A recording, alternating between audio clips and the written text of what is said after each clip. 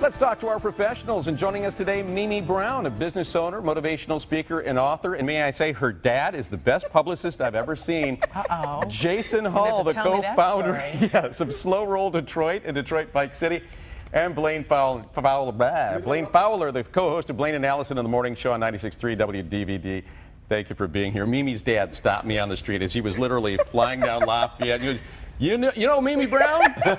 And I said, like, that's my daughter. Yeah, he goes, that's my daughter. He was very proud of you. Sweetie. And He's gentlemen, my biggest fan. We got to up our color game here because we are the thorn on the roses here. Summary. Seriously. Yeah. But we've got some serious topics to start with today. We're talking police chases. And this has been heavily debated since last week's tragedy. The idea of a police policy for chasing vehicles. This follows the death of 2 children last Wednesday. According to numbers in the Detroit Free Press article, our state ranks #1 in the nation when it comes to deaths related to police chases. So just how far should police go when it comes to tolerating a chase before calling it off or initiating one in the first place? I think we need to look at this from the end to the beginning instead of looking at the chase, looking at, okay, where can they go?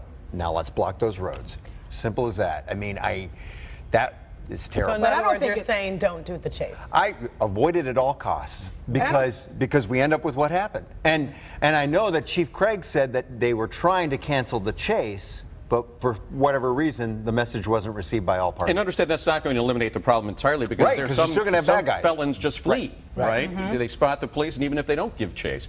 But Jason, where do we do the demarcation line? If the fleeing suspect is armed, or if they have a hostage, then do we pursue them? I think we pursue, definitely. You know, we can't let people just go, you know, but I think I kind of agree with Blaine. I think there needs to be communication. Let's cut it off instead of making this prolonged chase. Let's communicate and stop them instead of just chasing and chasing and chasing and chasing. Can't we communicate ahead and say, all right, well, we're going southbound, so let's get a unit here to sort of connect the situation. Yes, and in a perfect world, yes, but I mean, obviously with police officers and short staffs, it's just, they don't have a lot of times. Not to mention in this last situation, it was 62 seconds from the time that chase started until they hit those poor kids. Even if they had broken it off, do you think that would have avoided the tragedy? No. And they have a lot of latitude with the policies for different police officers or different police areas, like Michigan State Police. You can pursue at any point. Right. It could be a minor traffic violation. So I think that's where the debate is, and where do you allow it? Do you? I mean, are you okay with a traffic violation? It's hard. I don't think so. If you look at like Las Vegas as an example, they had over 250 chases that happened a couple of years ago, and when they took their policy and they made it a lot more stringent, it went to 35. Right. So it made a big difference. If someone steals your car, do you want the police to chase the auto thief? No, but I'm going to run after him. Good luck with that. Yeah, have fun with that. I got your back, Blaine. Then after a block, I'll be like, all right, yeah, that's a good question. You're right. You know? I mean, no. Put the shoe on the other foot. It's your car that was just ripped off. Do you want police to chase it? No, I don't. That's why I have insurance. Innocent lives in danger. I mean, if you look at most of the time, it's innocent bystanders who get hurt. If there's a kid in the car? Oh my God, yeah. Then yes, you need to. What if you aren't sure? Yeah.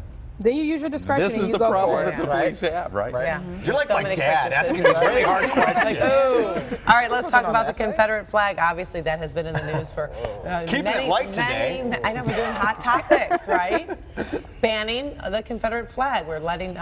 want to know what you all think. Many Southerners are rallying in support of the flag, saying that it's a sign of Southern pride and heritage. There's also been rallies in support of using the flag. Should it be flown on state property? No. Or should...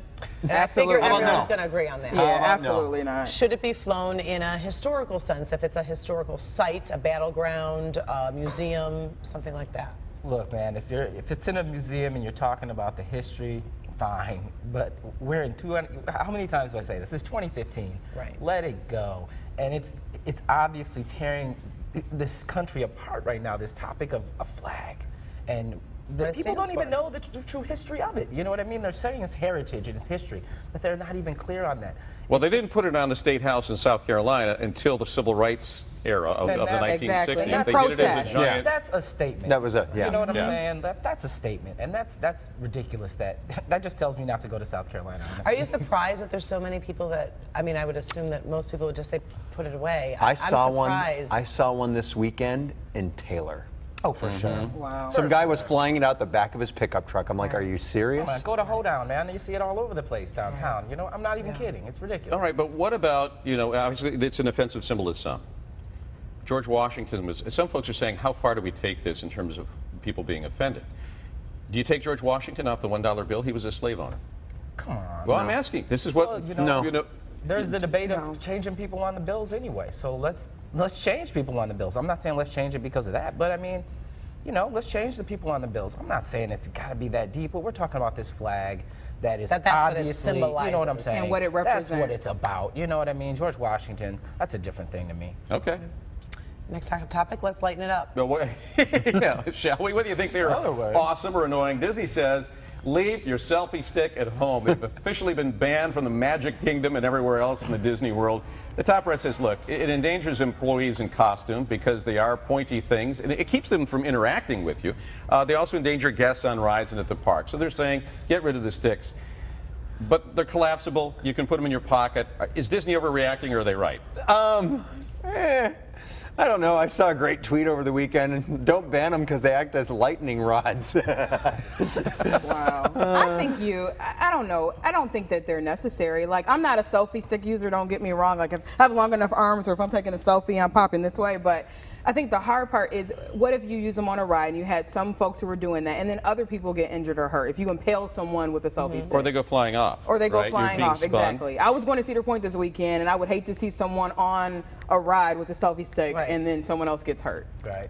I don't like selfie sticks. We don't like them on slow roll. Not to bring it to my personal. Do you thing, ever but, say, But that's don't okay. have It's the number one thing. Oh, for sure. I say do not bring selfie sticks because that's the number one thing that takes people's attention So away people from are what actually they're riding doing. bikes with And doing a selfies? selfie stick? Oh yeah. Oh yeah. That's crazy. It's not even just the selfie stick. It's the selfie period. Like, it takes people's attention away from what they're doing, and they start crashing into each other. And so I can only imagine at the amusement park there might be situations where people are running into things or people are hurting. Was it a problem when you went? I didn't notice them when I was at Disney, but I totally support it. I think it's just dumb. Yeah. Live in the moment. Stop taking so many selfies. Well, you're taking pictures of the kids anyway instead of the selfies. But the stick thing is horrible. I mean, I do. yeah. I think it's in the way, and it's, I don't know. Yeah. I support them. Yeah, the whole selfie mentality. Self-indulgent. Well, that's a whole nother It thing. is so wrong on so many Just levels. the distraction that you have. I've seen a kid walking down the street and ran into a pole because they were texting and walking. Listen, Come on. if Kim Kardashian is #1 in the category, you probably shouldn't be doing it. There you go. Thank you. Words of wisdom from Blaine Powell. We'll end it on that. Drop the mic. Drops mic. Walks up the Jason, stage. Amy, thank you very much.